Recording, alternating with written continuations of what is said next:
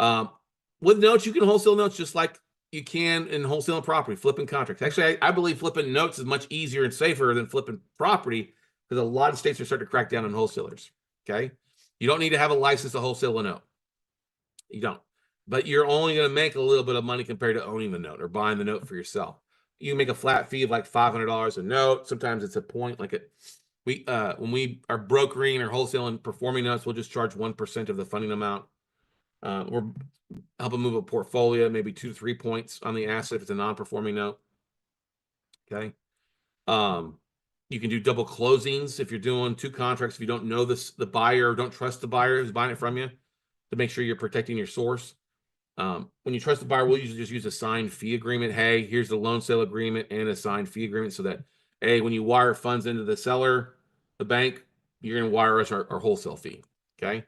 In some cases, if you don't trust the buyer, you may want to use an escrow account where they fund that money into it. So if you're buying a note for 45, and they're buying it at 50 from you, they wire 50 in your escrow account. You wire the 45 out to the bank. Bank sends the documents to the buyer. You take your $5,000 minus any escrow fees. Okay. It's not a traditional closing of the note. Okay. There's no title updates. No title report, no closing traditionally. All right. You're not going to go to a title company. I'm going to close a note. They're going to want to get title insurance, get paid on something. You're not getting new title insurance because since we're buying institutional debt, that title insurance is still in place. Okay. So no reason to do that. So it's just a wire transfer or using your real estate attorney to handle that escrow, the IOLTA account, whatever they might use. Okay. Thing about being a good wholesaler is that you know your market, you know your deal, and you know going to market it, so you might as well buy it for your own self. Okay. Now, whenever you buy a non-performing note, the servicing companies, first thing you do is that they're going to reach out and try to get the borrower to start reperforming and start paying on time. Okay. You need a licensed servicer to do this. You don't need to be collecting debt. It's illegal for you in some states. Some states will allow you to self-service. Don't do that. It's a bad thing. Okay. Your servicing company will help with collection of payments, applying the payments to the right back payments.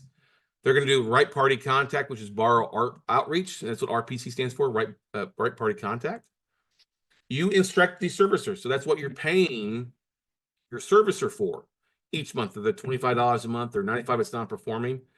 And they're going to instruct the servicer like, hey, I need you to collect the regular payment plus extra if we're going to restructure the deal or allow the borrower to stay in there if they're behind. That may be a lump sum on the front end and the monthly payments, or maybe partial lump sum and then partial extra each month. It just varies on how you structure it.